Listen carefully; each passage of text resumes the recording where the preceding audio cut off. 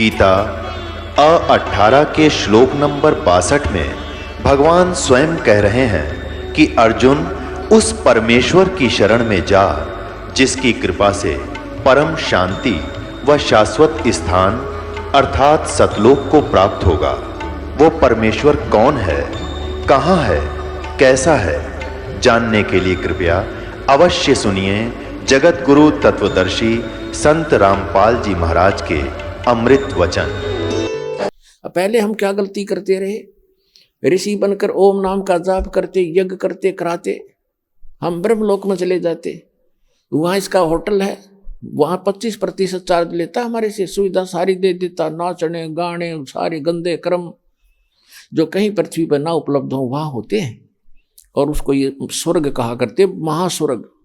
हम अपनी पूंजी को वहाँ नाश करके और फिर पाप भी भोगते और फिर 83 लाख योनियों भोगते और यहीं धक्के खाते रहे। अब हम इस पूंजी को नष्ट नहीं करेंगे, अपनी जो भक्ति करें हम इसको दे देंगे ब्रह्म को। इस श्वास के सतनाम में दो अक्षर का मंत्र है, एक ओम है, एक तत्, और सार नाम के अंदर फिर ये तीनों इकट्ठे हो जाते हैं। तो हम जो ओम नाम के जाप की कमाई इसको दे देंगे, ये ब्रह्म की है। ये स्वयं भी कहता 18वें अध्याय के 66वें श्लोक में, सर्वधर्मान परित्यज माम एकम शरणम व्रज। मेरे सतर के सभी पूजाएं, जो मेरे सतर की भक्ति है वो धन मुझे दे दे, नू का नू, फिर मैं तुझे सब पापों से मुक्त कर दूंगा और फिर तू उसकी शरण में जा, मुझे कोई ऑब्जेक्शन नहीं। अब जैसे हमने किसी का कर्ज ले रखा हो और वो कहेगा भाई तुझे जब छोड़ूंगा तो मेरा कर्ज दे देगा, तो हम इसका कर्ज दे देंगे, छोड़ेगा, छोड़ना पड़ेगा इसको। तो स्वयं भी अपना वायदा करता है।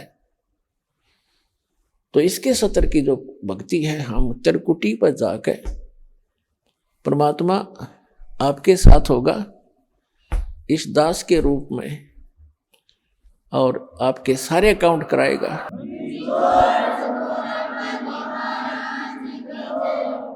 और वहां पर आपके एडवोकेट का काम करेगा परमात्मा इस दास के रूप में। और ये सारे मंत्र बोल बोल सुनाओगा वहां जाकर धर्मराज के दरबार में कि लो जी आपके विधान में है सर्वधर्मान परित्यज माम एकम शरणम व्रज, उसके सतर की ये पूंजी पकड़ो। फिर वो बोलते नहीं, उनको विवश होकर के वह पूंजी जमा करनी पड़ती है, क्योंकि लीगल एडवाइजर साथ होता है, वो होता है भगवान खुद ही, और उनको मालूम हो जाता है। तो इस प्रकार पुण्यात्माओं, किसी भी ऑफिस में आप जाते हो और आपका एडवोकेट साथ हो तो वो आधे वैसे डिप्रेस हो जाते हैं कि जानकार आदमी है, वो को अटपट करोगे तो तुम्हारी फिर बात बिगड़ जाएगी। तो इसलिए गुरु की आवश्यकता आपको अंतिम श्वास तक पड़ेगी। और गुरु पूरा हो, पूरा गुरु हो, उस परमात्मा से परिचित हो, उसका कृपा पात्र हो, तो वो दास है इस पृथ्वी पर आज के दिन। और ये अपना डगमग ना होना। तो प्रसंग चल रहा था, वहीं आते हैं फिर 8वें अध्याय के 8, 9, 10 में कहा कि उस भक्ति के बल से तू उस परमात्मा की शरण में, जो उसकी भक्ति करता उसके पास चला जाएगा। और 8वें अध्याय के 5 और 7 में कहा कि मेरी भक्ति करेगा तो मुझे प्राप्त होगा, इसमें कोई शंका नहीं। अपन आत्मा जो प्रसंग चल रहा था, हम फिर आते हैं 7वें अध्याय के 18वें श्लोक में गीता जी में। इसमें इसने बताया कि मेरी साधना जो करते हैं वो भी अनुत्तम घटिया गति में सचित हैं। कैसे हैं? जैसे एक चुनक नाम के ऋषि थे, वो ज्ञानी आत्मा थे, घर त्याग दिया, बाल बच्चे त्याग दिए और जंगल वेदों को पढ़ा, यही मार खा गए, इनको गुरु नहीं मिले। और परमात्मा आए, जैसे कबीर परमात्मा थे और सिंपल भाषा बोला करते, और ये संस्कृत के ज्ञाता थे, मात्राओं मोड़ दे रहे कि कबीर साहब ने तो शुद्ध उच्चारण भी नहीं आता, कबीर साहब संस्कृत नहीं जानते। रस भाषा का काम तो अपने विचारों को दूसरे तक पहुंचाने का है, चाहे वो मात्रा गलत भी हो और चाहे उच्चारण गलत भी हो। समझ जाता आदमी, जब बुद्धिमान होगा संकेत समझ लेते।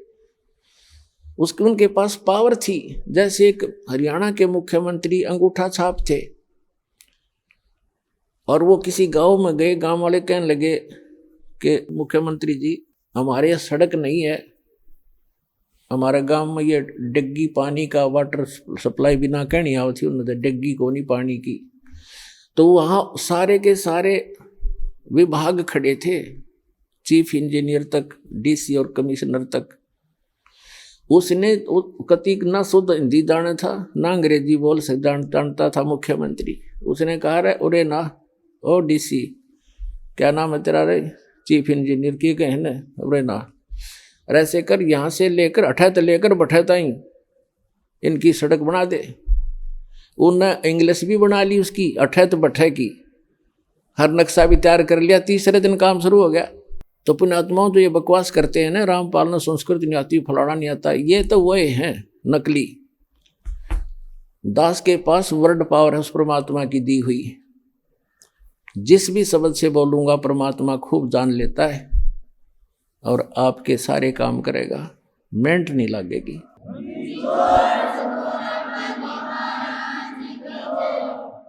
तो कहने का भाव दास का जो है वो इस, तो इनके वो चणुक नाम का एक ऋषि था, उसका यह बात समझ में ना आई, क्योंकि उनको गुरु नहीं मिला। और गुरु मिले, कहते चारों युग में मेरे संत पुकारे और को के कहा हम हेल रे, हीरे माणिक मोती बरसे ये जग चुगता ढेल रे। परमात्मा कहते हैं हम चारों युग में आका आवाज लगाई, जगह जगह खड़े होकर चौराहों पर, और कहते हैं हम तत्व ज्ञान रूपी और सत भक्ति सतमंत्र रूपी लालों की वर्षा कर रहे हैं। लेकिन ये भोली आत्मा लालों को ठोकर मार के और कौड़ी इकट्ठी करने में, कंकर पत्थर इकट्ठे करने में लगे हुए हैं, जो इनको कोई मूल्य नहीं देंगे। कहते हैं पर भी लेन जात है दुनिया, हमरा ज्ञान किने ना सुनिया। ये जाते हैं वो तालाब में नहाने के लिए, पर भी लेने के लिए, हाय हाय। और वहाँ उस हमने देखे, ये एक जींद के पास में पिंडारा गांव है, पिंडारा, और उसमें एक जोड़ है तालाब, और उसमें नहाने जाते हैं कल्याण के लिए, उसको पिंडारा तीर्थ कहते हैं। वहाँ देखा हमने ऐसा जल उसका गर्मियों में, उसमें गधा भी ना बढ़े। अरे ये श्रद्धालु उसमें लौटे, थोड़ा सा पानी लेके न्यू करें, वो पानी घना था नहीं, सारे नु ला के कल्याण हो जाएगा, क्योंकि मोक्ष के लिए भटक रही है आत्मा। तो परमात्मा कहते हैं पर भी लेन जात है दुनिया, हमरा ज्ञान किन्हें ना सुनिया। तो परमात्मा आके बताया करते, तो वो इनके गले उतरा नहीं। मनु जी का, वशिष्ठ जी का, इनका जो ऋषि पाक रहे थे, संस्कृत भाषा शुद्ध जाने थे, और वो भगवान आने बताने आए थे। चारों युग में आए मालिक। कहते हैं सतयुग में सत सुकृत कह टेरा, त्रेता नाम मुनिंदर मेरा, द्वापर में करुणा में कलाया, और कलयुग नाम कबीर धराया। चारों युग में हम आए। सतयुग में सत सुकृत नाम था परम पिता का, त्रेता में मुनिंदर ऋषि नाम से आए और समझाने की चेष्टा की, लेकिन इन संस्कृत के ज्ञाताओं ने मात्राओं में उलझे हुए इन अज्ञानियों ने उस लाल को पहचाना नहीं। और कहते हैं द्वापर में हम करुणा में नाम से आए थे, एक बाल्मीक के को मिले थे, ऐसे ही जैसे कलयुग में एक धानक को, जुलाहे को मिले थे कमल के फूल पर। ऐसी लीला करते हैं प्रत्येक युग में परमात्मा। और कलयुग में कबीर नाम से आए थे। तो ये क्या बताते हैं परमात्मा कि हम चारों युग में आते हैं, और ये मात्रा की व्याकरण की भक्ति करने वाले ये भगवान को पहचान नहीं पाते। तो क्या बताते हैं परमात्मा ने बताया है कि हम चारों युगों में आते हैं, लेकिन ये पहचान नहीं पाते। तो उस चुनक ऋषि ने अपने आप निष्कर्ष जैसा भी सुना था ब्रह्मा से या किसी अन्य ऋषि गुरु से, ये फाइनल मान लिया कि ओम नाम है पूर्ण ब्रह्म का, कंप्लीट गॉड का। और उसके साथ साथ एक समय जब ब्रह्मा जी कमल के फूल पर इस काल ने धोखे से बैठा दिए, उससे पहले का उसका जीवन ब्रह्मा जी को कुछ नहीं मालूम है, कैसे जन्म हुआ, कहाँ से आ गया। कमल के फूल के ऊपर वो बैठा पाया, तब उसने सोचा सब पानी ही जल है, अब यहां मैं कैसे उत्पन्न हो गया। तो आकाशवाणी कर दी इस काल भगवान सरपुरुष ने, इनके पिता ने क्या कहा कि तप करो तप करो। 1000 वर्ष तक ब्रह्मा जी ने तप किया, फिर कहा सृष्टि करो। अब उनकी बैटरी चार्ज कर दी सिद्धियों से, तब से सिद्धियां आती हैं, और सिद्धियों से यहाँ के जंतर मंत्र इसी को इन्हीं खिलौनों से खेल कर प्रसन्न है। उसमें सिद्धियां आ गई तप करने से, और उसको फिर ये ब्रह्मा की पदवी दे दी, जिसके अंदर ऐसा गुण भर रखा था। इन सिद्धियों से और स्पीड से घूमते चलते हैं वो गुण की रेज, ऐसी टेक्निक है इसकी, आध्यात्मिक टेक्निक। तो कहने का भाव ये है कि ब्रह्मा जी ने गलती से उस आकाशवाणी को भी पूर्ण परमात्मा का आदेश मान लिया, और वही सभी ढंढोरा पीट दिया अपने वंशजों को, इन ब्राह्मणों को या ऋषियों को। तो फिर क्या हुआ कि पूरे के पूरे ऋषियों में एक ये लोक वेद बन गया कि भगवान की आकाशवाणी है तप करो। और वेदों में कहीं तप नहीं लिखा, ना गीता में। जो तप करते हैं उनको तो दुष्ट लिखा है 17वें अध्याय के 5 और 6, 7 मंत्र में गीता जी में, कि जो शास्त्र विधि को त्याग कर जो मनमाना घोर तप को तपते हैं, वो दुष्ट लोग मुझे भी दुखी करते हैं, और जितने भी कमलों के अंदर बैठे हुए जो देव हैं उनको भी दुख देने वाले होते हैं, उनको राक्षस समझना।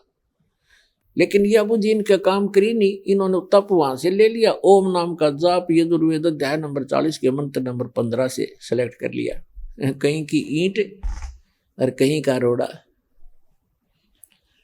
अब टुणक ऋषि ने साधना शुरू की, जैसे ये करते ही रहे हैं। और गीता अध्याय नंबर 11 के श्लोक नंबर 32 में ये कहता, अर्जुन मैं काल हूं और सबको नष्ट करने के लिए प्रवृत्त हुआ हूं।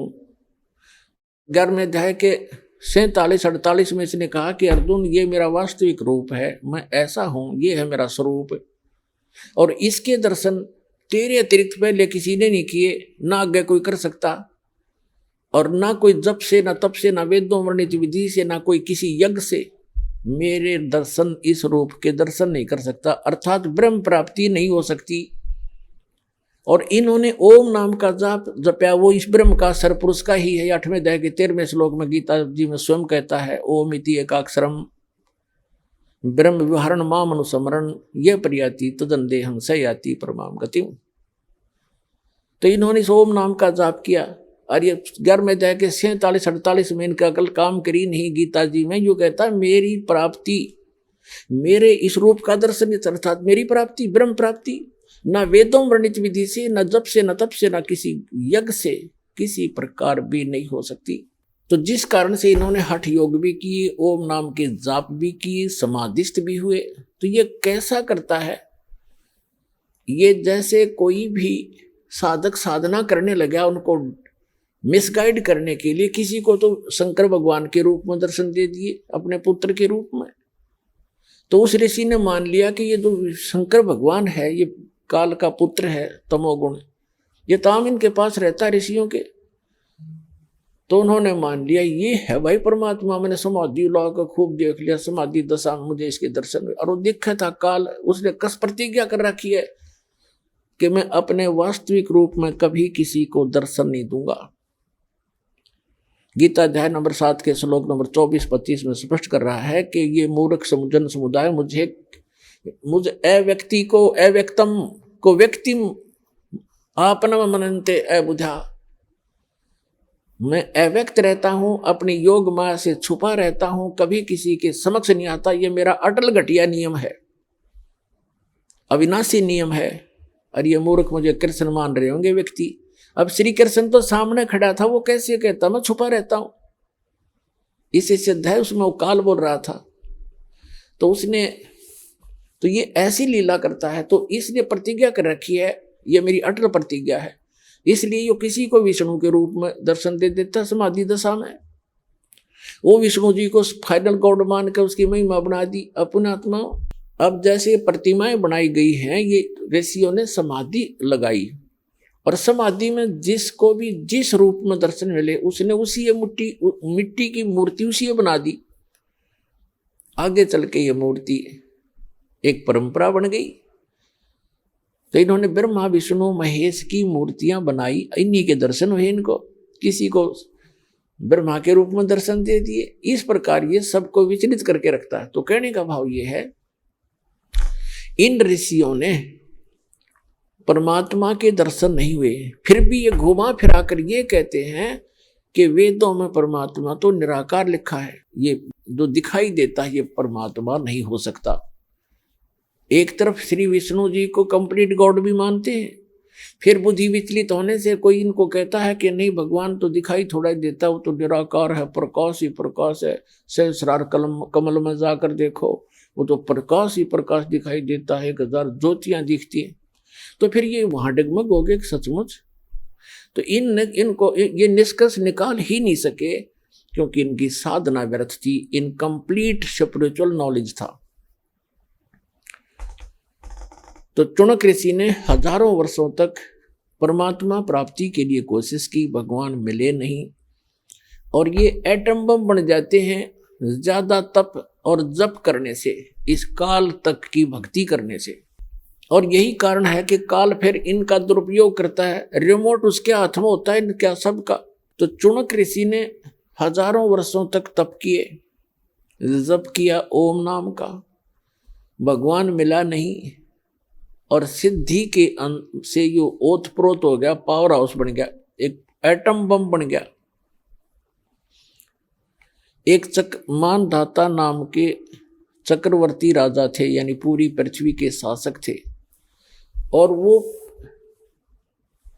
1 वर्ष में 2 वर्ष में 10 वर्ष में जैसा भी उचित समझते थे पूरी पृथ्वी पर निरीक्षण किया करते थे। चक्रवर्ती राजा करता था कि किसी अन्य भूभाग के भूपति को, यानी छोटे राजा को,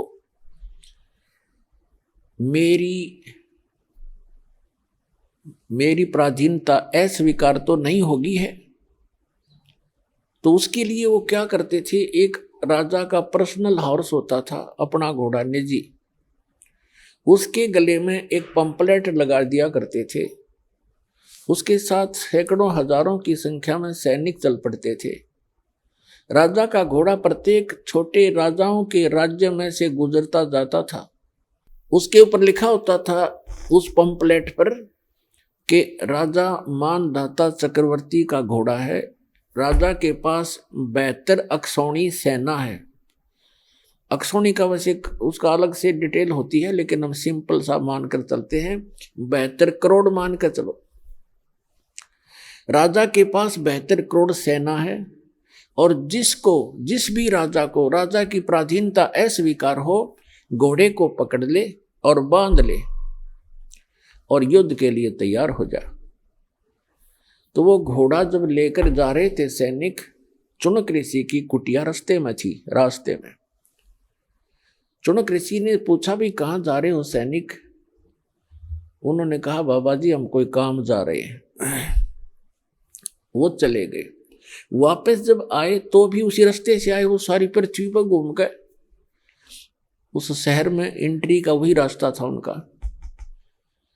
उस ऋषि ने फिर पूछा भी सैनिकों कहाँ गए थे, इस घोड़ा खाली क्यों है? सब पर सवार हैं लेकिन इस घोड़े पर कोई असवार नहीं है, क्या कारण है?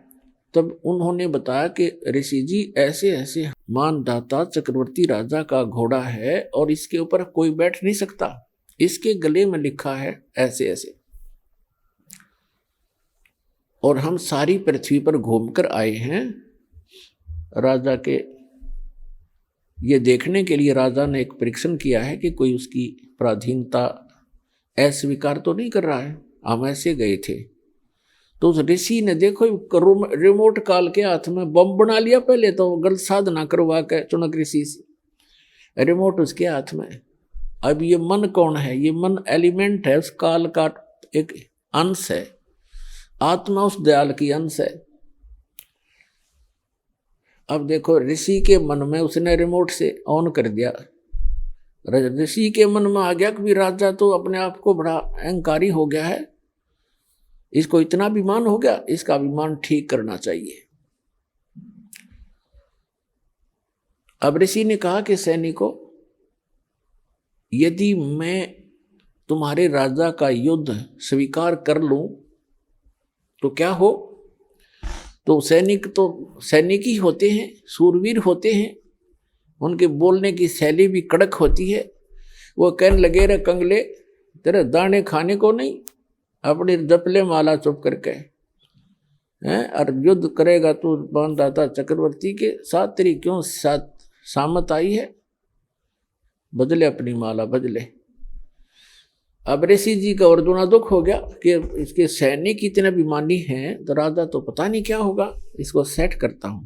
तो चुनक ऋषि ने कहा कि भाई मैंने स्वीकार कर लिया तुम्हारे चक्रवर्ती राजा का युद्ध, और इस घोड़े ने बांध दो मेरी कुटिया के, इस पेड़ के। अब वो सैनिक तो तैयार बैठे थे, बांध दिया घोड़ा तुरंत। अगले राजा अभी आए ऋषि जी, हम एक आज्ञा ले आते हैं राजा की। अब राजा को जाकर बताया कि ऐसे ऐसे एक चुनक नाम के ऋषि ने आपका युद्ध स्वीकार कर लिया।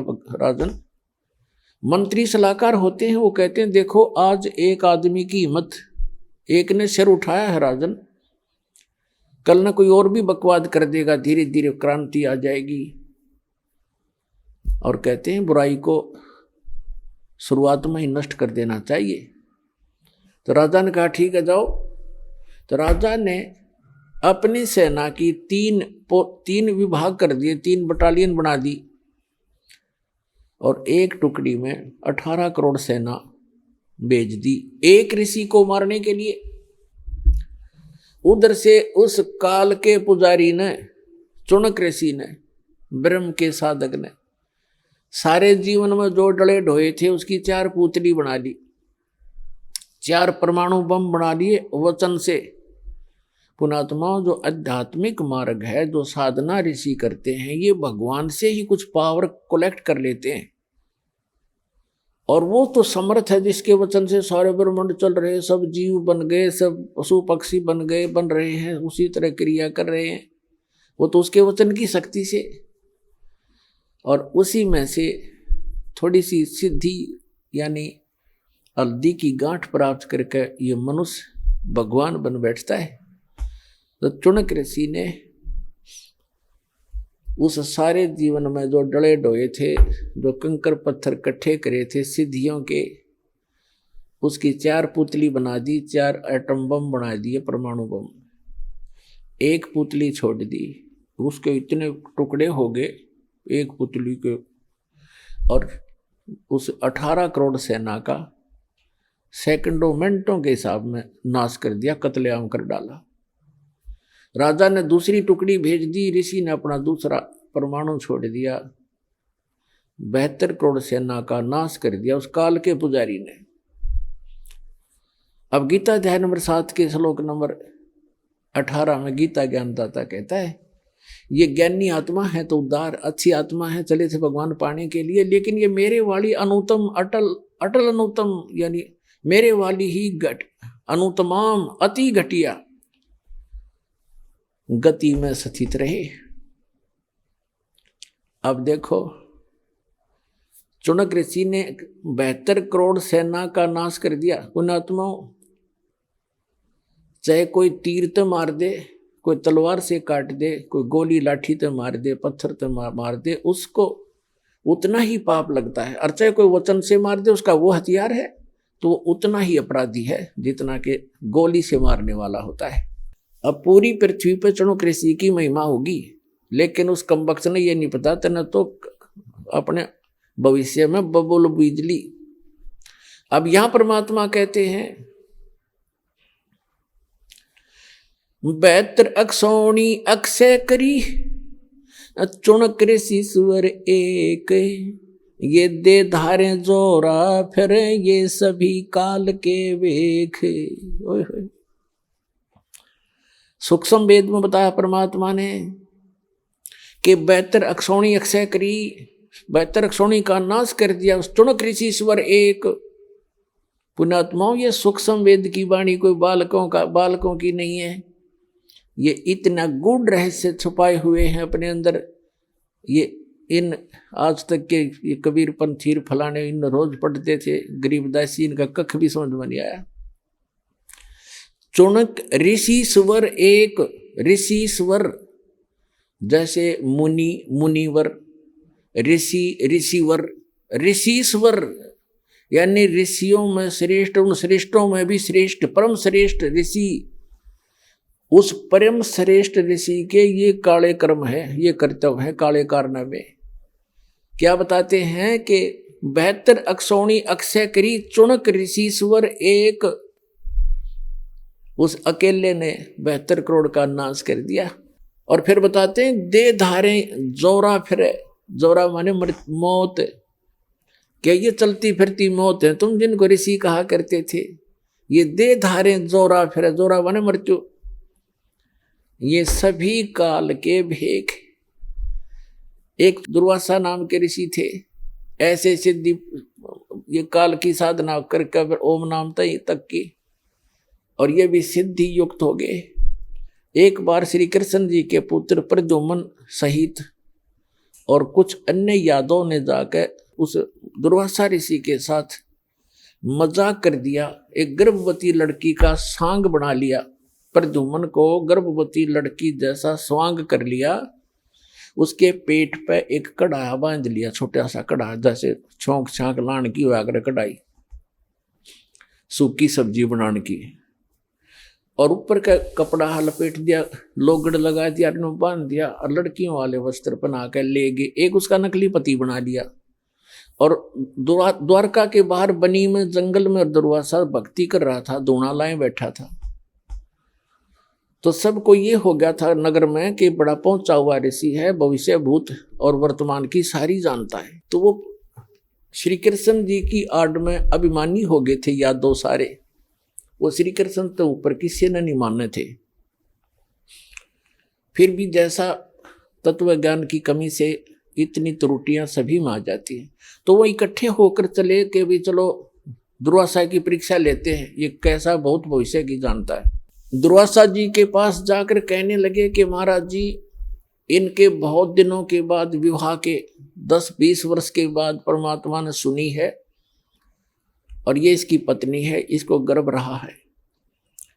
ये उतावले हो रहे हैं ये जानने के लिए कि इनके पुत्र होगा या पुत्री।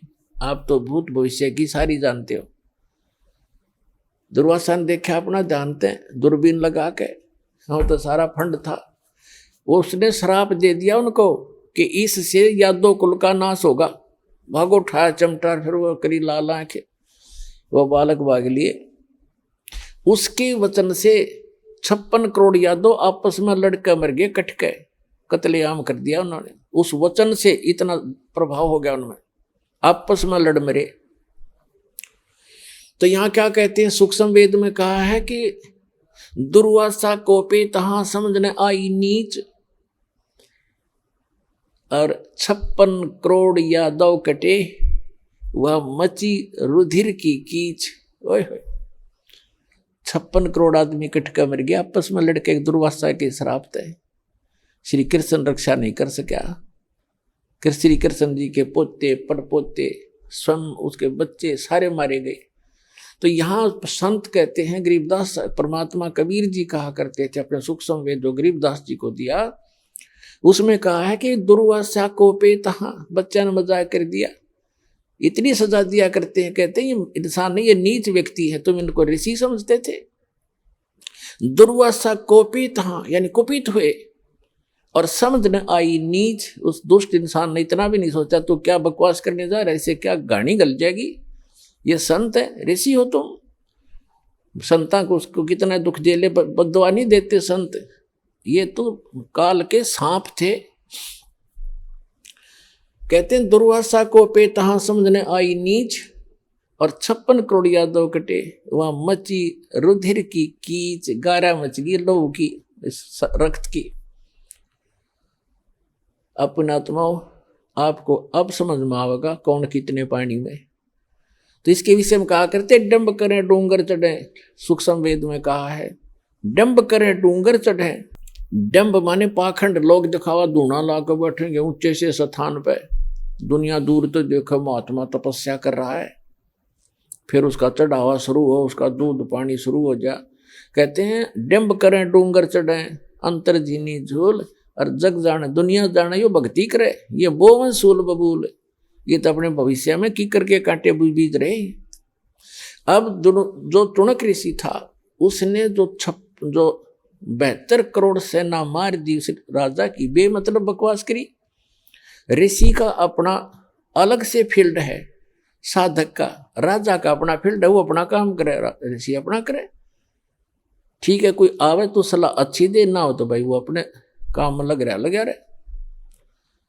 या के बकवाद भाई उसने कहने थी बुद्धि ठिकाने करूंगा, अपने कर्म बिगाड़ दिए, जो थोड़ी बहुत वह पूंजी इकट्ठी करी थी उसमें पेंचर कर लिया, सारे जीवन का नाश। अब क्या होगा, इतना कुछ करने के बाद भी इनके कुछ भक्ति, तो उसके बाद भी भक्ति की वो अंश शेष रह जाते हैं, उसके कारण जाएगा ब्रह्मलोक में ओम नाम के जापते, वहां अपनी पूंजी नाश करके फिर पृथ्वी पर जन्म लेगा ये, और पृथ्वी पर फिर मनमाने राजा भी बन जा पूरी पृथ्वी का।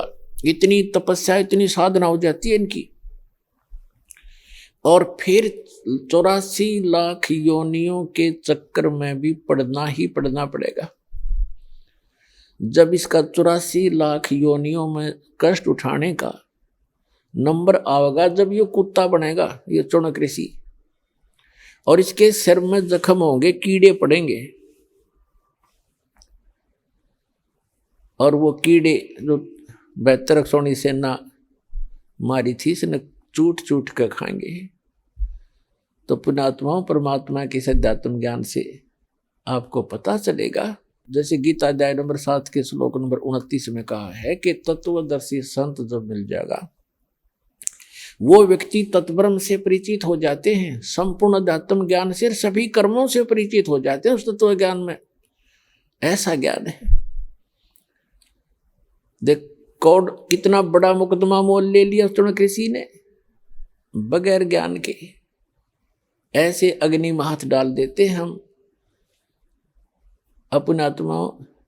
परमात्मा कहते तुमने उस दरगाह का, तुमने उस सच्चे दरबार का मैल नहीं देखा, और धर्मराज के तिल तिल का लेखा। उस सच्चे परमात्मा के आदेश से धर्मराज यहाँ का जो चीफ जस्टिस है किस ब्रह्मांड, एक ब्रह्मांड का, कहते हैं वो एक मासा कम नहीं कर सकता, तिल की वृद्धि नहीं कर सकता, वो उसको सब भोगने पड़ेंगे तुमने।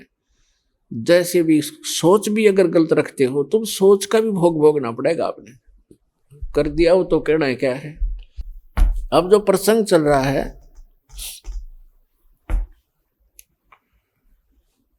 एक समय एक गुरु और शिष्य चले जा रहे थे। रास्ते में एक मछियारा मछली पकड़ रहा था किसी सरोवर से, और वहां से जाल भर के और बाहर डाल रहा था। वो तड़प तड़प कर शरीर छोड़ रही थी। उस लड़के ने, शिष्य ने, छोटा बालक था 10-15 वर्ष का, उसने पूछा गुरुजी ये प्राणी जो ऐसा अपराध कर रहा है इसको क्या सजा मिलेगी। गुरुजी कहने लगे बेटा फिर बताऊंगा, आजा। सुमन कर अपना चल चलते सफर कर रहे थे। 4-5 वर्षों के बाद क्या देखा, एक हाथी का बच्चा मस्ती में उछल कूद मचा रहा था। उछल कूद करते करते 2 वृक्षों के बीच में फंस गया। अब जैसे तैसे झटके झुटके मार के और निकल तो आया, लेकिन खाल सारी छुल गई, बुरी तरह खाल उतर गई। छोटा बच्चा था, वर्षा के मौसम था, उसके कीड़े पड़ गए। सैकड़ों की, हजारों की, लाखों की संख्या में कीड़े उसको मोटे मोटे कीड़े खान लग रहे, और वो चिल्लावा बुरी तरह। अब वो दोनों गुरु शिष्य फिर चले जा रहे थे। वहां उस शिष्य ने पूछा गुरुदेव इस प्राणी ने कौन से जन्म में ऐसा कर्म कर दिया जो इसको ये कीट खा रहे हैं, ये चिल्ला रहा है। तब उस गुरुजी ने बताया, बेटा जो मछियारा था ना, जो मछियां पकड़ रहा था और वो मछियां तड़प तड़प कर जीव छोड़ रही थी, प्राण त्याग रही थी, ये हाथी का बच्चा वो मछियारा है और ये कीड़े वो मच्छी है। आज अपना टेट फॉर टेट ये भोग रहा है, प्राप्त कर रहा है। तो पुण्यात्माओं, परमात्मा कहते तुमने उस दरगाह का मैल नहीं देखा और धर्मराज के तिल तिल का लेखा। उस भगवान के दरबार में, यानी धर्मराज के दरबार में एक एक तिल का हिसाब होगा आपका, पाई पाई का, एक एक नए पैसे का। तो प्रसंग जो चल रहा है, अब हम आते हैं जो दास आज आपको सत्संग सुनाने चाह रहा था, अभी तो भूमिका बनी है। श्रीमद् भगवद गीता अध्याय नंबर 7 के श्लोक नंबर 19 में कहा है, बहुत बहुत जन्मों के अंत के किसी जन्म में ज्ञानवान माने ये ज्ञानी आत्मा, मां माने मुझ ब्रह्म को बजते हैं। बहुनाम जन्मानाम अंते ज्ञानवान माम परपदते। और वासुदेवम सर्वमिति सहमात्मा सुदुर्लभ है। क्या बताते हैं कि वासुदेव सर्वमिति, बहुनाम जन्मानाम अंते, बहुत बहुत जन्मों के किसी अंत के जन्म में ये ज्ञानी आत्मा ब्रह्म तक इनकी बुद्धि पहुंचती है, ब्रह्म तक। और ये बताने वाला साधु संत महात्मा के वासुदेवम सर्वमिति, वासुदेवम ये बताने वाला महात्मा तो सुदुर्लभ है कि वासुदेव ही सब कुछ है, वही सबका उत्पन्न करने वाला है, सर्व उत्पादक है, वही सबको पूज्य है, वही पाप नाशक है और वही इष्ट रूप में बना कर पूज्य है। ये बताने वाला कि वासुदेव सर्वमिति, यह बताने वाला कि वासुदेव ही सब कुछ है।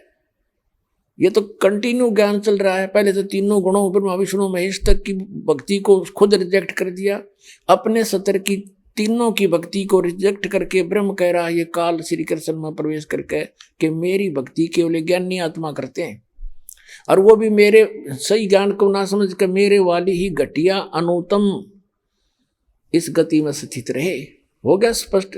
अब ये कहता है कि ब्रह्म से ऊपर जिसकी बुद्धि जाती है, ब्रह्म तक भी मुश्किल तो ये ज्ञानी आत्मा कोई किसी अंत के जन्म में, बहुनाम जन्मानाम अंते ज्ञानवान माम प्रपदते, बहुत बहुत जन्मों के किसी अंत के जन्म में किसी ज्ञानी आत्मा की बुद्धि ब्रह्म तक पहुंचती है। और वासुदेव सर्वमिति, वो वासुदेव है सब कुछ, उसी वही पाप नाशक है, वही पूजा के योग्य है, वही सबका इष्ट होना चाहिए और वही पूर्ण मोक्षदायक है, वो सारी सृष्टि का रचने वाला है।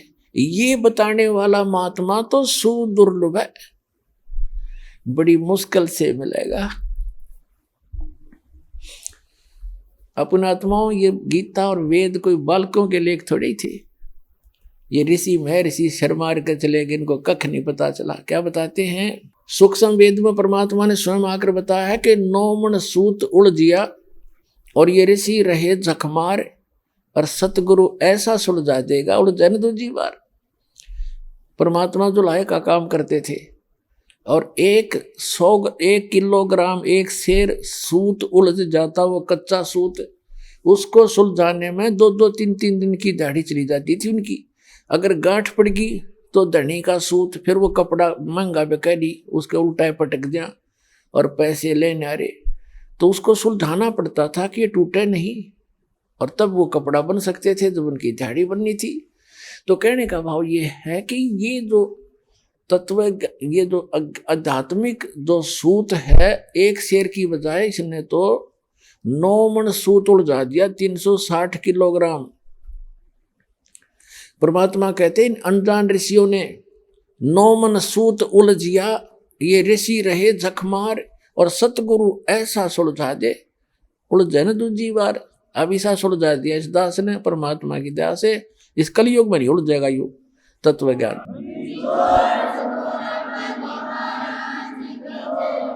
कोई भक्ति करियो चाहे ना करियो, वो अलग बात, उसके भाग्य पर डिपेंड करेगी।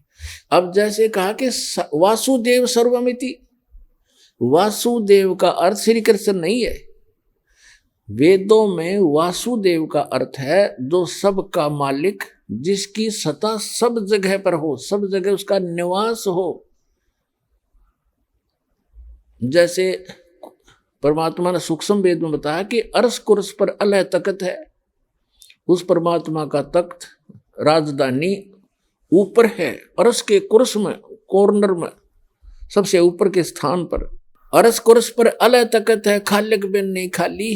कहते उस परमात्मा के बिना उसकी नजर से कोई जरा सा भी टुकड़ा उसके ब्रह्मांडों का बचा नहीं है, सब जगह उसकी दृष्टि है, यानी उसकी पावर सब जगह विद्यमान है। और परमात्मा भले ही ऊपर बैठा है। तो कहते हैं वासुदेव का अर्थ है जिसकी सत्ता सबके ऊपर हो, सब जगह उसका वास हो। जैसे परमात्मा की परिभाषा के अंदर क्या आता है, एक सिंपल सा उदाहरण है।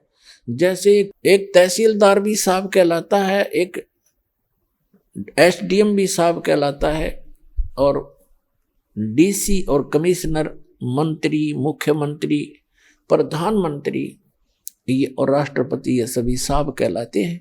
लेकिन इनका अपना क्षेत्र होता है, इनकी अपनी अक्षमता होती है पावर की। तो इसी प्रकार जैसे सीएम मुख्यमंत्री है एक क्षेत्र का, पर वासुदेव एक अक्षेत्र के ऊपर वो प्रभु है, सबके ऊपर वास नहीं है उसका। जैसे प्रधानमंत्री को लेकर चले हम, क्योंकि फॉर एग्जाम्पल, तो प्रधानमंत्री जी अपने भारतवर्ष के ऊपर वासुदेव है वो। इतना संकेत बतेरा आपने समझने के लिए। तो पूर्ण परमात्मा परम अक्षर ब्रह्म जो है, जैसे गीता अध्याय नंबर 15 के श्लोक नंबर 16 और 17 में 3 पुरुष बताए हैं, एक सरपुरुष, एक अक्षर पुरुष, एक परम अक्षर पुरुष, उत्तम पुरुषत्व ने।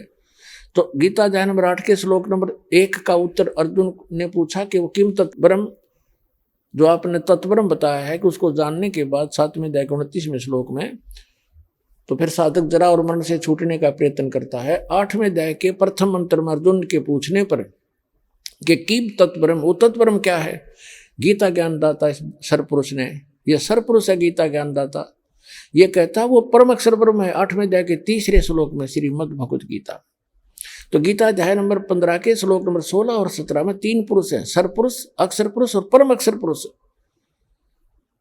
तो उसमें बताया कि सरपुरुष और अक्षर पुरुष तथा इनके अंतर्गत जितने जीव हैं, ये खुद भी, और इनके अंतर्गत जितने प्राणी हैं इनके ब्रह्मांडों में, तो ये सभी नाशवान है, स्वयं भी नाशवान है, जीवात्मा किसी की नहीं मरती।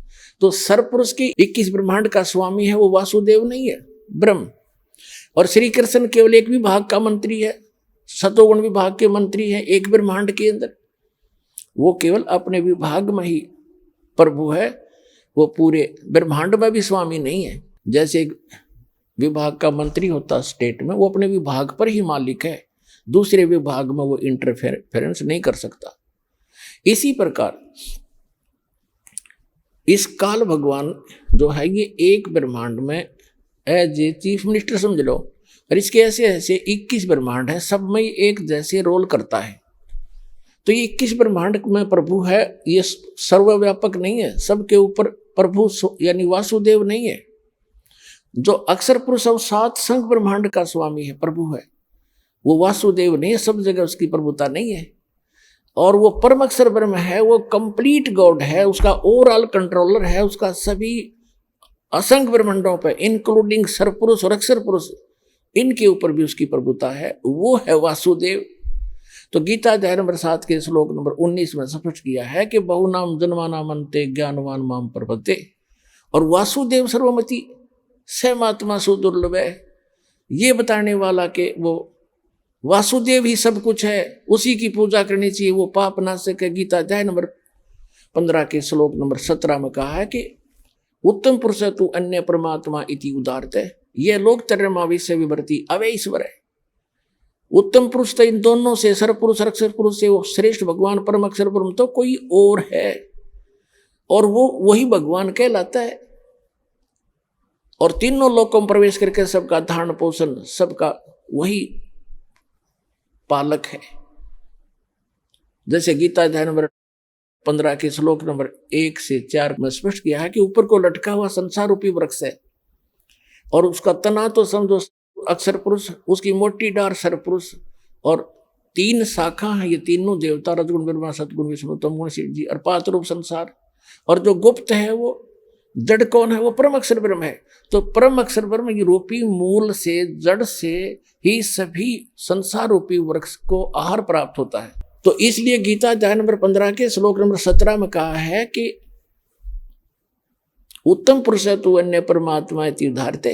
वैसे पुण्यात्माओं, परमात्मा की परिभाषा अगर आपको बताने लगूंगा तो विषय अलग हो जाएगा, काफी समय लग जाएगा। परमात्मा उसको कहते हैं जो किसी की आत्मा नहीं दुखावे, कोई किसी का बेटा नहीं मारा, किसी की बेटी नहीं मारा, किसी का कैंसर नहीं करे, किसी का कोई दुख नहीं दे, केवल सुख सुख दे, उसको परमात्मा कहते हैं, श्रेष्ठ आत्मा। और हम उस परमात्मा को ना समझकर इस काल को परमात्मा कहने लगे। और किसी का बेटा मर गया, किसी की बेटी मर गई, किसी का बाप मर गया, किसी की माँ मर गई, कुणबा का कुणबा घाणी, कैंसर से पीड़ित, हाहाकार मच रहा है। ये परमात्मा का लोक है, परमात्मा का लोक सतलोक है, जहाँ दुख नाम की चीज नहीं। तो गीता अध्याय नंबर 15 के श्लोक नंबर 17 में स्पष्ट किया है कि उत्तम पुरुषत्व इन दोनों से अलग है, वो श्रेष्ठ भगवान पुरुषोत्तम, और जिसको परमात्मा कहा जाता है। और ये लोक तरम अवश्य विवर्ती अवैश्वर है, जिस दो तीनों लोकों में प्रवेश करके सबका पालन करता है, वो है वो अविनाशी भगवान। पुण्यात्माओं, ये कंसेप्ट क्लियर करने के लिए 2 घंटे का सत्संग करना पड़ा, पहले भूमिका बनाने के लिए, ताकि आप बच्चों की बुद्धि वहां तक पहुंच सके। दास के बताना चाहे आपके ऊपर कैसे रहम हुआ है परमात्मा का, आपको शिक्षित किया। अगर अशिक्षित होते तो आप मेरा पत्थर मारते, ये क्या कह रहा है।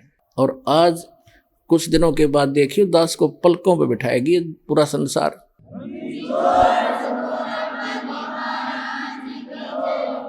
तो प्रसंग चला था कि गीता अध्याय नंबर 7 के श्लोक नंबर 19 में कहा है कि वो तत्वदर्शी संत तो बड़ा दुर्लभ है, जो ये बतावेगा कि वासुदेव ही सब कुछ है। अपने आत्माओं, एक पंजाब का रहने वाला था, एक किसान था बहुत बड़ा, राम राय नाम था उसका। 800-900 बीघा जमीन थी, किसान था, सिख था। पहले ये सिख थे, सिख का यानी अपने हिंदुओं से ही अलग से, जैसे आज ये राधा स्वामी वाले कौन है, इसमें सभी जाति के लोग हैं हिंदू ही तकरीबन, या सिख भी हैं। आगे चल के ये धर्म का रूप धारण कर लेगा तो हमारा दुर्भाग्य ही होगा। तो ऐसे ही वो सिख धर्म, सिख माने शिष्य परंपरा से चल रहे थे, उनमें से था। और नानक गुरु ग्रंथ साहिब की वाणी से वो काफी प्रभावित तो हैं सिख धर्म के, पंजाब के व्यक्ति। तो गरीबदास साहिब जी आए हुए थे, उस परमात्मा को प्राप्त कर चुके थे, भगवान उनको मिले थे, सचखंड लेकर गए थे, वापस छोड़ा था। और उनको परमात्मा कबीर जी ने वो उनके अंतःकरण में ये अनमोल तत्व ज्ञान फीड कर दिया था। वो तत्व ज्ञान उन्होंने गरीबदास जी की वाणी रूप में दास के पास उपलब्ध है। तो उनका गरीबदास जी का शिष्य लुधियाना के पास एक वासियर गांव है, वासियर, उसके बाहर बनी में सफर कर पैदल चला करते थे। और वहां नहा धो के कुएं पे, किसी जल पे, तालाब पे बैठ गया, सुबह सुबह नित्यनेम कर रहा था, ऊंची स्वर में ब्रह्मवेदी बोल रहा था। और वो सिख राम राय जी नहाने सुबह सुबह सैर सपट्टे को गया, तो वाणी के बड़े मर्मज हैं, बड़ी प्यारी लगती है वाणी। उन्होंने देखा भी बड़ी गजब की वाणी किसकी है, तो खींच लिया आत्मा को, उसके पास जाकर बैठ गया। जब उस भक्त ने अपना नित्य नियम कर लिया, तब उससे कहा कि महाराज जी, ए भक्त, ये वाणी किसकी है। उन्होंने बताया कि ये मेरे गुरुदेव की वाणी है। तो राम राय ने पूछा, वो संत अभी शरीर में है या शरीर छोड़ के? उन्होंने बताया भी शरीर में है। पूरा पता ले लिया उसने, राम राय ने, कि एड्रेस बता मुझे, इस महापुरुष के दर्शन करूंगा। तो वहां से चल पड़ा, छुटानी पहुंच गया लुधियाना से। अब गांव में गरीबदास जी कैसे थे, किसान के घर जन्म था, जाट थे, 1300 बीघे जमीन थी, बड़े बीघे वारते, यानी ना 2500 बीघा जमीन थी, लगभग 1400 एकड़ वर्तमान की, और खूब पैसे वाले थे। और लेकिन खेत में अपना हाथ से काम करते थे, खेतों में पशुओं का चारा भी स्वयं लाते थे, क्योंकि महापुरुषों में अभिमान नहीं होता है, ना धन का, ना तन का, ना किसी संतान का। तो राम राय जी सुबह सुबह पहुंचे छोड़ानी गांव में, थोड़े से घर थे, कुछ बाहर के व्यक्ति भी आ जाते थे गरीबदास जी के दर्शन और प्रवचन सुनने के लिए, 10-20 मिनट बैठ जाते थे, 2-4 5-4 उनके शिष्य। तो जब वो घर पे पहुंचा गरीबदास जी के घर पे, तो गरीबदास जी घर पे नहीं थे, वो खेतों में गए हुए थे, अपना घूमने जाते थे सुबह सुबह। वो जालिया सुबह ब्रह्म मुहूर्त में, तो उन्होंने पूछा वहां पे गरीबदास जी हैं। वहां बैठे हुए गांव के व्यक्तियों ने और एक आध दूसरे गांव से आकर बैठा था, उनने सब ने मिलकर कहा कि महाराज जी तो भाई घूमने गए हैं, आज जाओ बैठ जाओ आप। तो उसने सोचा भाई महात्मा का दर्शन करके अनहार करूंगा, इतनी दूर से आया हूं, और ऐसे महापुरुष की ऐसी वाणी, तो वो खुद कैसे होंगे जिनकी अमृत वाणी ऐसी है। इस बात से प्रेरित होकर उसने कहा मुझे ये बता दो वो किस साइड में गए हैं। गाँव वालों ने कहा भाई इधर जाया करते हैं घूमने, और कितनी देर में आ जाएंगे। वहां बैठे व्यक्तियों ने कहा भाई वो तो उनके मूड की बात है, आवत है अभी आ जा, ना तो भाई दोपहर 10-11-12 बजा दे। तो उसने सोचा इतनी देर क्यों वाट इंतजार करी, उनसे पूछ कर पता करके कौन सी दिशा में, एक रास्ता बता दिया उन्होंने कि रास्ते पर चले जाओ, आगे ऐसे ऐसे एक झोपड़ी, एक रहट मिलेगा, और वहां उस झोपड़ी में मिल सकते हैं आपको। अब कहने का भाव ये है, ज्यादा ना इसको लंबा करके, समय सत्संग का होने वाला है। तो जब वो जा रहे थे, गरीबदास जी आ रहे थे उसी रास्ते से, सिर पे पशुओं का चारा एक गट्ठड़ लेकर, बंडल, बरोटा बोल रहे हैं हमारे हरियाणा, बरोटा सरसों उसका, जवार का, और देश अपना जैसे हरियाणा के लोग पहनते थे धोती कुर्ता, सिंपल ड्रेस। और वो जो राम राय था उसको उर्फ नाम उसका झुमकरा भी, गांव में झुमकरा भी कहा करे, जैसे एक नाम निकाल लिया करे अलग से, वो ज्यादा संकी सा आदमी था। तो राम राय जा रहा था, उसने उस पशुओं का चारा लेकर आ रहे व्यक्ति से पूछा कि हे भाई, एक किसान, मैंने गरीबदास महाराज से मिलना है और ये यही बताया कहीं उनका यहाँ घूमने आए हुए हैं। अब गरीबदास जी को तो पता था कि राम राय जी ने मन में क्या कल्पना कर रखी है साधु की। आइए अब हम उन श्रद्धालुओं के अनुभव जानते हैं जो जगत गुरु तत्वदर्शी संत रामपाल जी महाराज जी से दीक्षा प्राप्त कर चुके हैं तथा उनके द्वारा बताए गए भक्ति मार्ग पर चल रहे हैं। नमस्कार सर। सर सर क्या नाम है आपका? आशुतोष दास। आशुतोष जी आप कहाँ से हैं? ग्राम छिरकापुर, जिला बलौदाबाजार, छत्तीसगढ़ से। आशुतोष जी आपने संत रामपाल जी महाराज से नाम दीक्षा कब ली? 6/2/2019 को। आशुतोष जी संत रामपाल जी महाराज से नाम दीक्षा लेने से पहले आप क्या भक्ति साधनाएं करते थे? जो अपने हिंदू धर्म में प्रचलित देवी देवताओं की पूजा कष्ट करते थे सर। आशुतोष जी आप क्या काम करते हैं? दास का पुलिस की नौकरी सर, छत्तीसगढ़ में। तो फिर क्या कारण बना कि आप संत रामपाल जी महाराज की शरण में आए? एक कहानी बहुत लंबी है सर। पहले क्या है ना, बहुत मैं शराब पीता था हर एक ब्रांड का, और एक दिन में 2 बंडल बीड़ी और 1 पैकेट सिगरेट, और हफ्ते में 4 दिन मांस खाता था। मांस के बिना मैं नहीं रह सकता था। हरी सब्जियां सड़ जाती थी, इतना मांस खाता था मैं। और जुए खेलने की बहुत बुरी आदत थी सर, उसका एक लोन भी चल रहा है। तो इससे क्या है, घर वाले बहुत परेशान थे, मेरी पत्नी भी परेशान थी, और अपने आप में छोड़ने का बहुत मन था नशा को, बीड़ी सिगरेट को। बिना सिगरेट के मैं फ्रेश भी होने नहीं जा सकता था, इतना आदी था बीड़ी सिगरेट का। तो इसके बारे में डॉक्टरों से सलाह ली कि सर ऐसा ऐसा बात है, नशा छोड़ना है तो कुछ इलाज बताइए सर। तो वो बोले, मेरे को एक टेबलेट लिख के दिए निकोटीन नेकोटेक का। तो डॉक्टर साहब बोले कि इसको दिन में 9 गोली खाना बेटा। तो मैं जल्दी छोड़ना है ऐसा करके 18 गोली एक दिन में खाता था, फिर भी बीड़ी और सिगरेट पीने की लत नहीं छूटी। इससे मैं बहुत परेशान था, और विभागीय तौर पे भी बहुत परेशान था, मानसिक शारीरिक रूप से बहुत परेशान था। इसी बीच में मैं छुट्टी आया घर में, तो हमारे पिताजी जगत गुरु तत्वदर्शी संत रामपाल जी महाराज से जुड़े हुए थे। तो बोले, देखो बेटा ये जीवन बार बार नहीं मिलता, एक बार मालिक का जगत गुरु तत्वदर्शी संत रामपाल जी महाराज का सत्संग सुनो, पुस्तक पढ़ो जीने की राह। तो ऐसा ऐसा कहते थे, उसके बात को इग्नोर कर देता था, पिताजी की बात को हमेशा लगातार बोलते थे। तो मैं सोचा चलो एक बार देख लेते हैं क्या होता है। इतना इलाज तो करा लिए, तो अब एक बार सत्संग सुन के देख लेते हैं। तो सत्संग जब सुना तो जगत गुरु तत्वदर्शी संत रामपाल जी महाराज धर्म ग्रंथों को खोल खोल कर बता रहे थे कि इसमें ये लिखा है, पूर्ण परमात्मा बंदी छोड़ कबीर साहब हैं, मनुष्य जीवन बेटा बार बार नहीं मिलता, भक्ति करो और सतलोक चलो।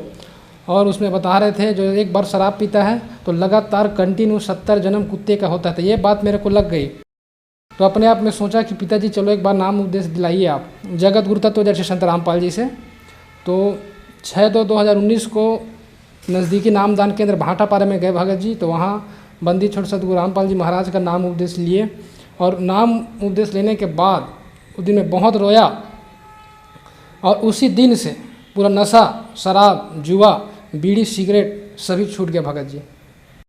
सर, जैसा कि आपने बताया कि आप बहुत ज्यादा मांस खाते थे, जुआ खेलते थे और बहुत ज्यादा शराब पीते थे। आप डॉक्टर्स के पास भी गए नशा छुटाने के लिए। डॉक्टर ने आपको 9 गोलियां दी, लेकिन आपने 18 गोलियां खाई कि मेरा नशा जल्दी से जल्दी छूट जाए, लेकिन आपका नशा फिर भी नहीं छूटा। आपने संत रामपाल जी महाराज से नाम दीक्षा ली और आपका नशा छूट गया। तो सर, पहले इतनी कोशिश करने के बाद भी जो नशा आप नहीं छोड़ पा रहे थे और संत रामपाल जी महाराज से नाम दीक्षा लेने के बाद आपका नशा छूट गया, तो सर ये कैसे संभव हो रहा है? जो लोग इतना कुछ करने के बावजूद नशा नहीं छोड़ पा रहे हैं, लेकिन संत रामपाल जी महाराज इतनी तेजी से पूरे भारत को नशा मुक्त कैसे बना पा रहे हैं? क्या है, बंदी छोड़ सतगुरु रामपाल जी महाराज खुद पूर्ण परमात्मा के अवतार हैं। वो शास्त्रों के अनुकूल भक्ति बताते हैं, उसके नाम में वो शक्ति है। उस नाम, जो भी नाम उपदेश लेगा उसका पूरा बुराई छूट जाएगा। सर, और क्या लाभ मिले आपको संत रामपाल जी महाराज से नाम दीक्षा लेने के बाद? क्या है सर, दास का नौकरी पुलिस में है, तो बीच में मैं कमांडो ट्रेनिंग गया था। तो वहाँ क्या है, कुछ ऑप्टिकल्स हैं कमांडो के संबंध में ट्रेनिंग में। तो एक दोस्त है जो 20 फीट दीवार को चढ़ा था राइफल के साथ, तो वहाँ से वो गिर गया। तो कमर के नीचे की जो हड्डी है रीढ़ की, एक के ऊपर एक चढ़ गई। उससे वो ट्रेनिंग करने में बहुत असमर्थ था। तो दास भी 2-3 दिन के बाद मेरा भी उस नंबर आया 20 फीट दीवार चढ़ने में, तो वहाँ मैं भी चढ़ा। तो वहाँ से राइफल के साथ मैं भी गिरा, मगर मालिक की दया रही कि सिर्फ उंगली में खरोच बस आई है, उसके बाद कुछ नहीं लगा, कहीं भी खरोच नहीं हुआ मालिक की दया से। जो वो दोस्त था उसका हड्डी चढ़ा था, वो भी हॉस्पिटल में भर्ती था और ट्रेनिंग करने में असमर्थ था। मगर मेरी दशा बहुत मालिक की दया से मेरे को बचाए हैं बंदी छोड़ सतगुरु रामपाल जी महाराज। और क्या, मेरी पत्नी और मेरे बीच में बहुत विवाद चला था सर, तलाक का नौबत आ गया था। बंदी छोड़ सतगुरु रामपाल जी महाराज की दया से ऐसी दया हुई कि वो एक ही बार में आने को तैयार हुए। मेरे से 10 महीने अलग थी, पुलिस थाना कोर्ट कचहरी के चक्कर काटे, फिर भी कुछ नहीं हो रहा था, नहीं आऊँगी बोली थी। मगर मालिक की दया रही, एक लास्ट बार समझाने गए और आने को तैयार हो गई। सर, जो दर्शक आज आपको टीवी पर देख रहे हैं, बहुत सारे ऐसे लोग हैं जो नशा करते हैं, नशा नहीं छोड़ पा रहे हैं। नशा एक बहुत गंभीर समस्या बनता चला जा रहा है, उनके लिए आप क्या कहना चाहेंगे? उनके लिए दास यही कहना चाहता है सर कि आप एक बार जगत गुरु तत्वदर्शी संत रामपाल जी महाराज का सत्संग सुनिए, पुस्तक जीने की राह ज्ञान गंगा पढ़िए, उसके बाद नाम उपदेश लीजिए। आपके जितने बुराई है, मांस मदिरा, बीड़ी सिगरेट, दारू गांजा, रिश्वत जो भी है, आपको यूं ही छूट जाएगा। सर, संत रामपाल जी महाराज से नाम दीक्षा कैसे ली जा सकती है? कई चैनलों में संत रामपाल जी महाराज का सत्संग आता है, उसके नीचे में पीली पट्टी चलती है, उसमें नंबर आते हैं, उस नंबर से आप संपर्क करिए और नज़दीकी नामदान केंद्र से संपर्क हो जाएगा सर। आप संत रामपाल जी महाराज जी से नाम उपदेश ले सकते हैं। धन्यवाद सर। साहिब।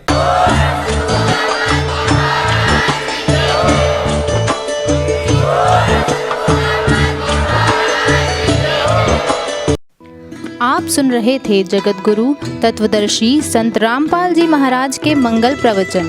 अधिक जानकारी के लिए संपर्क करें।